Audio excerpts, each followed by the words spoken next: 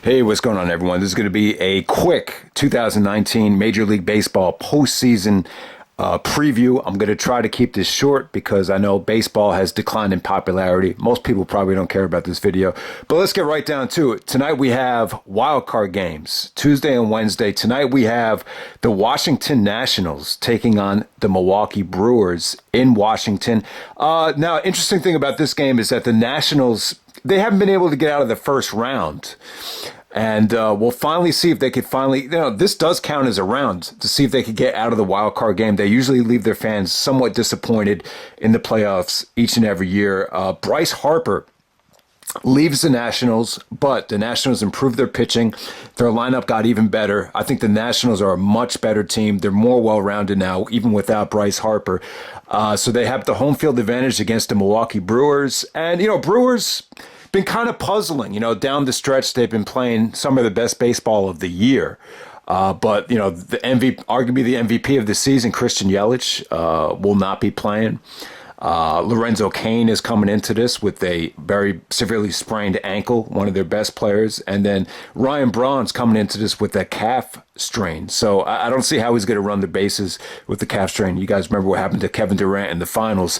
So, I'm just going to say that the National starting pitching is just too strong for the Brewers, even though I'm a big fan of Josh Hader, the Brewers closer. The Nationals are going to be able to match it.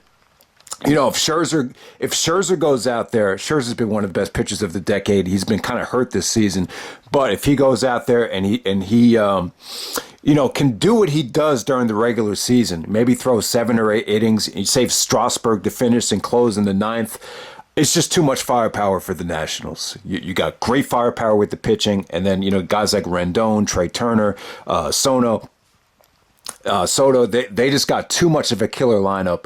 And, the Brewers, it's just a shame that they're limping into the playoffs. But, who knows? If history tells you that the Nationals usually do disappoint their fans, they're going to be, there's going to be a lot of pressure in Washington, do or die, one game only. So we'll see if the Nationals can finally come through this time with that Bryce Harper. All right, the other wild card game, very interesting. We have the Tampa Bay Devil Rays, or the Tampa Bay Rays, going all the way out to Oakland to take on the Oakland Athletics. The last time Oakland played a wild card game was 2014, had a classic game against the Kansas City Royals where they actually lost at home, and then Kansas City went on to win the go on to lose the World Series to the Giants. But the reason I brought that up is this is a chance for the Oakland Athletics to make it up to their fan base. Oakland lost the wild card game last year to the Yankees. This time they have home field advantage. They're playing a tough opponent. Now, the interesting thing about this is two of the lowest payrolls in Major League Baseball. Tampa Bay is actually the lowest. People have been saying, Tampa Bay's philosophy. Now, if Tampa Bay goes on to the World Series, I think is bad for baseball because everyone's going to want to do what Tampa Bay is doing and not spend any money, not get any big-time free agents. So it'd be bad for the players if a lot of the GMs start looking at the Tampa Bay model. But Tampa Bay has great pitching. They've had a great farm system. They have a great eye for talent. Brian Cashman even said that he had an eye. Brian Cashman of the Yankees, the GM, said he had his eye on a lot of these guys that Tampa Bay brought up. That guy Morton, man, he killed the Yankees a couple weeks ago. He's a scary pitcher. I just think if he's on, Oakland will have a really tough time. But I'm still going to pick Oakland in this game. I'm a big Oakland fan. I like their team from Chapman to Matt Olson to Trevor Simeon, arguably the most improved player, arguably an MVP candidate. The shortstop for the Oakland Athletics. Like I said, Oakland has a lot of firepower. I think their lineup is very deadly. I think if they get by this round and somehow get by the Astros, I think they could give the Yankees an extremely tough time if they meet, because the Yankees have a tough time winning in Oakland. So I'm looking forward to it. I really am. But I like Oakland to win this game against the Devil Rays. But Tampa Bay, I'll tell you, man, to me, they've done a great job of bringing in guys like even Travis d'Arnaud. He sucked as the Mets catcher. When he was with the Mets, he was terrible. So they let him go, and now he's with Tampa Bay, and he's been really good. He's got a lot of big hits. It seems like the pitchers like pitching to him. So it's a shame because I think if Travis had stayed with the Mets, I think a lot of the Mets pitchers would have preferred pitching to Travis instead of Ramos. But yeah, just some quick thoughts here. Yankees are going to play the Twins. It's going to be a battle of the home runs. Yankees and Twins both set home run records this year. So they're going to be going at it. They had some classic games, during the regular season. You remember that game when Hicks made that unbelievable catch in center field.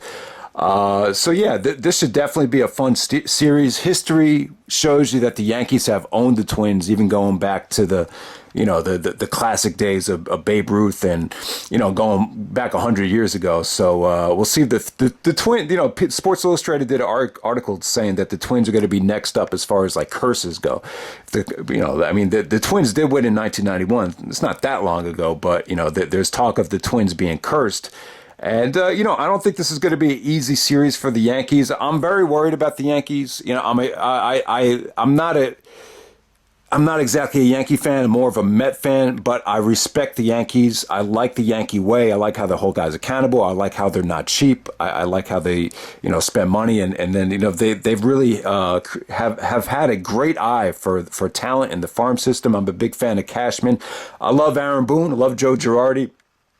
But the Yankees, this is going to be very tricky because they're coming into this postseason playing guys that haven't really played most of the season. And all the eyeballs are going to be on Giancarlo Stanton, big slugger, one of the biggest names in the sport. He's only played about, 15 games this whole season. And you just don't know. He has a reputation for struggling in the playoffs. So you don't know what to expect from him. You don't know what to expect from Severino. The Yankees' strength is the bullpen. The starting pitching has been a big concern all year. However, though, I think a lot of guys are going to really prove to come out really well as far as the starting pitching goes. Paxton's gotten comfortable. He started out as kind of like a deer in the headlights, but he's gotten better as the season went on. Tanaka is a much better postseason pitcher than a regular season pitcher. Happ has gotten better. So I think, the biggest concern about the Yankees is the starting pitching. They're not even going to play with Sabathia this year. I like Sabathia coming out of the bullpen. And on top of that, the Yankees' strength is the bullpen. So, it should be really, really interesting to see what happens here. And, it's a shame. The Yankees have had so many guys that have stepped up and been huge for them that they were actually going to have to cut from the postseason roster. Frazier, Maben, Tauchman. There's just been so many guys that have helped that aren't even going to be part of the team. So you worried about the continuity. You worry about the chemistry because of that issue. All right, so the Astros are going to play the wild card winner. So let me just give you some thoughts on the Astros. Astros are just an incredible team. If I was putting money on it, you would pick them to win. I think their lineup is even better than it was in the past. They're getting guys back healthy. Altuve and Correa used to be their stars in the past. However, now the stars are Bregman, Springer. The starting pitching is just insane. You got Verlander, Cole, and they traded for Zach Greinke. So you got three of the best pitchers of the decade as part of the starting rotation. I think the key is Greinke. Verlander and Cole have been spectacular all season. Probably the two best pitchers in baseball on the same team. And if you could get the Zach Greinke from the Dodgers when he was a Cy Young candidate, this could be an extremely scary team. However, though, I think it's a possibility that Houston's pitching lets them down. Verlander and Greinke, they're over 35 years old. The human body has not made the pitch, for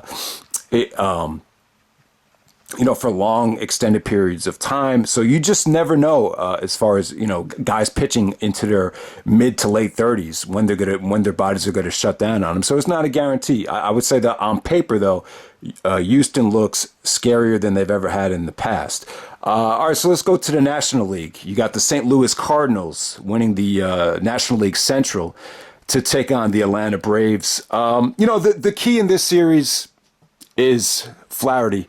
for the St. Louis Cardinals. He's probably going to challenge DeGrom for the Cy Young. He's been absolutely spectacular since the All-Star break. He's kind of like that one pitcher that's just in a zone right now. Every year you get that pitcher that comes out of nowhere that's just unhittable, and that's Flaherty right now for St. Louis. But I think if Atlanta can avoid him and just win the games that he's not pitching, I think Atlanta will be fine. The Braves, they got too much firepower. Acuna Jr., Freddie Freeman, the Josh Donaldson signing. It seemed like a terrible deal at the time when you look at what Donaldson did last year, that $23 million for one season. But Donaldson's he's back to his old MVP self. Believe it or not. So he's been a huge surprise. So bottom line is, I think Atlanta just has too much firepower. I think they have more consistent starting pitching. So I think Atlanta will be fine in this series. But yeah, hey, it's a nice return for St. Louis. I know a lot of St. Louis Cardinal fans were very disappointed with the managing and the abundance of errors in the infield a couple years ago. But hey, at least they made it back. They're not as deadly as they were a couple years ago. They had, they were kind of like the San Antonio Spurs. They had a great farm system. They had all that talent. This is kind of like a return for them. I don't think they're quite exactly where they used to be, but it's a step in the right direction for them. So I see Atlanta winning that series pretty easily. And so the other matchup, Los Angeles Dodgers, probably going to playing against the wild card winner right here. Probably a rematch against the Nationals. I just think this Dodger team is destined. They don't want to be the Buffalo Bills. One with the fat mad skills. And I won't choke like the Buffalo Bills, like Ice Cube said in that Wicked song. You don't want to be the Buffalo Bills, lose 4 Super Bowls in a row.